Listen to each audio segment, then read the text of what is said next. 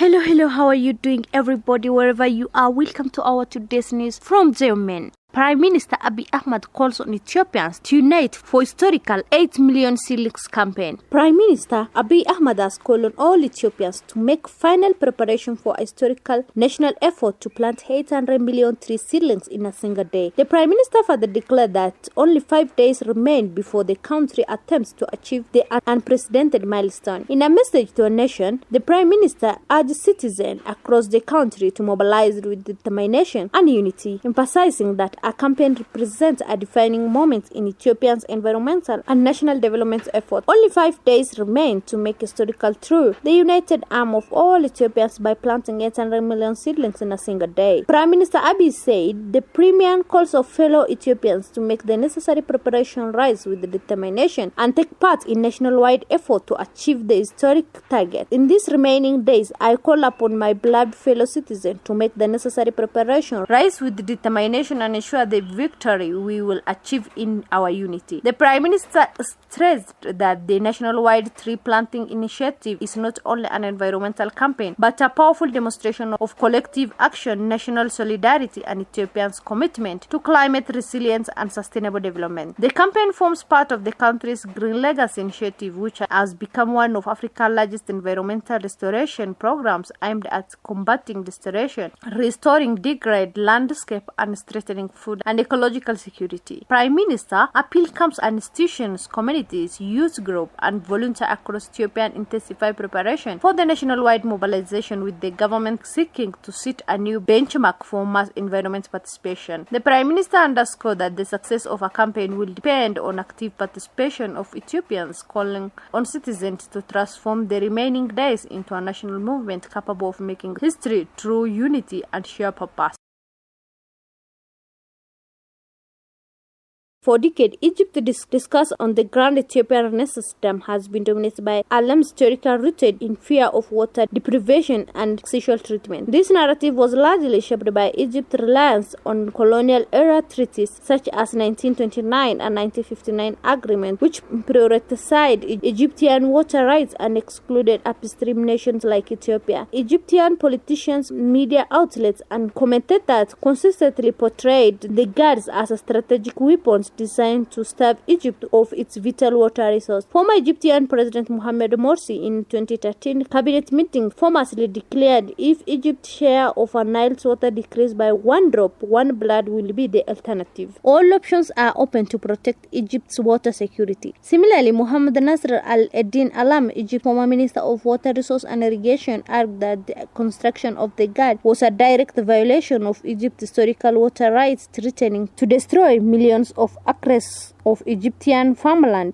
displaced population, and triggered several water scarcities nationwide. Egyptian media and political discourse often painted the dam as a threat to regional stability, with sensation claims suggesting Ethiopians aim to alter the hydrology of Nile deliberately. The media outlets regularly depicted the Ghats as an existential threat designed to starve the Egyptian people, hold Cairo hostage, and disrupt the natural flow of the Nile. This alarmist tone of foster a zero-sum view of Nile water management, where any upstream development was seen as an act of hostility and threat to Egypt's survival. For many years, this narrative shaped Egyptian policy and public opinion, emphasizing the need to defend water security to all costs, often at the expense of regional cooperation of scientific understanding. However, recent developments highlight a subtle but important shift in the Egyptian discourse, driven by expert analysis and growing recognition of hydrological realities. A notable turning point was an extensive interview with Dr. Abbas Sharak, a professor of water resource and geology of Cairo University, hosted on Masra platform. While the interview contained some subject grievance and legendary concerns about safety protocol, it also included fundamental acknowledgement that challenged the long-standing alarmist narrative. Dr. Sharanki stated, from a geographical and geological perspective, the mountainous and rocky nature of terrain around the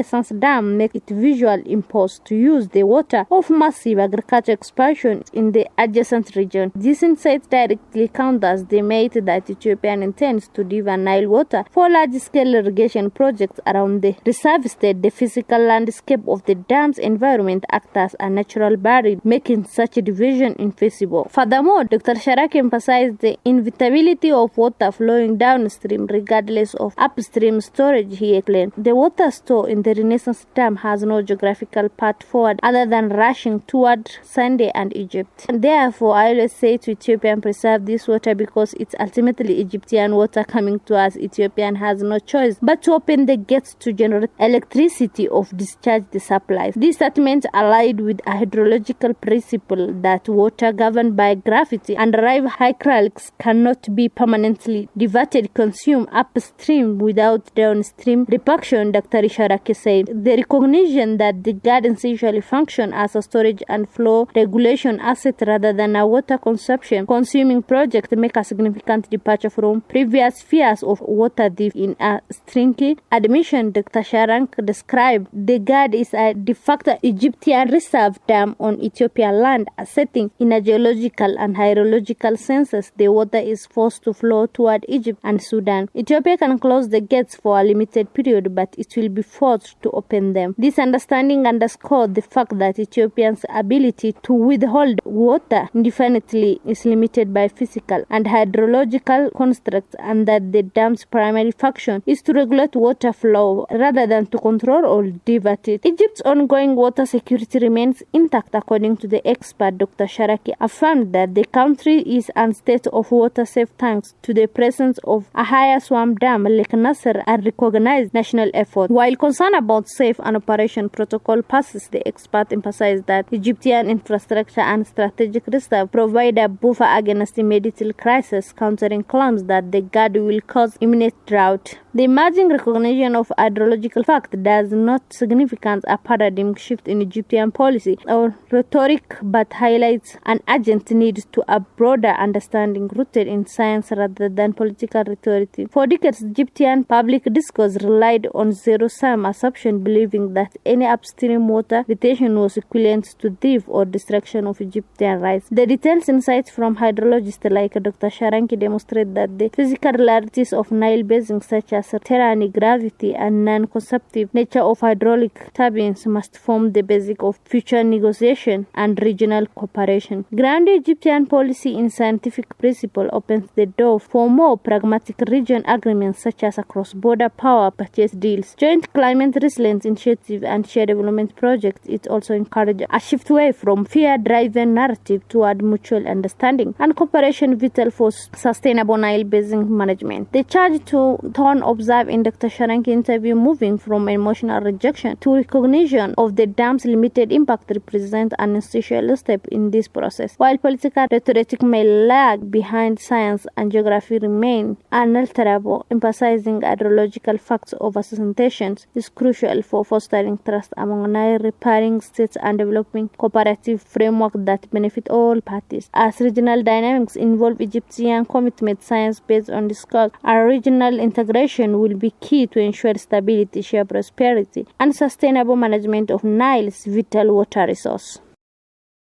We have come to conclude our today's news. Thank you very much for you to be with us. Have a good time. Equatorial Guinea and Gabon resolve 50-year border dispute. The logo of the National Court of Justice display on the judge bench, The Hague, Netherlands, May 4, 2026. Gabon and Equatorial Guinea signed an agreement to an ending a decades-long dispute over threatening Iceland in potential oil-rich water after the top UN court backed Malabo. The two West African nations had been squabbling over the 30 hectares island of Mbanin and two smaller low-lying islets, Cocktias and Konga since the early 1970s. In May last year, the International Court of Justice in The Hague, which rules in dispute between states, found in favor of Equatorial Guinea. At a ceremony At the African Union's headquarters in Finfine, Equatorial Guinea Foreign Minister Simeon Onyo Osono argued, and Gabon's head of the Constitution Council, Dion and Abowono, signed the accord committing both countries to respect the ICJ's decision. This matter has been settled once and for all, the Equatorial Guinea minister said, adding the two countries must now move forward. Abowono said agreements open a new era of cooperation with Equatorial Guinea.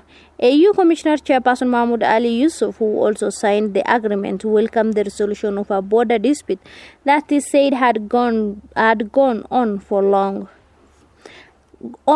too long. The spot dated back in 1900 when then colonial power France and Spain signed treaty in Paris setting out the borders between the two countries, make it historical dispute. Gabon argued that a later treaty in 1974, but a convention then fixed the island's sovereignty in its favor. The two countries asked the ICJ to decide which legal texts were valid, the Paris Treaty of 1900 or the Bata Convention of 1974. The court ruled that the Bata Convention did not consist a legal title to Iceland, which was held by Spain and had passed to Equatorial Guinea upon independence in 1968. The Iceland themselves are thin and visual uninhabited, but lies in an area potentially rich in oil and gas.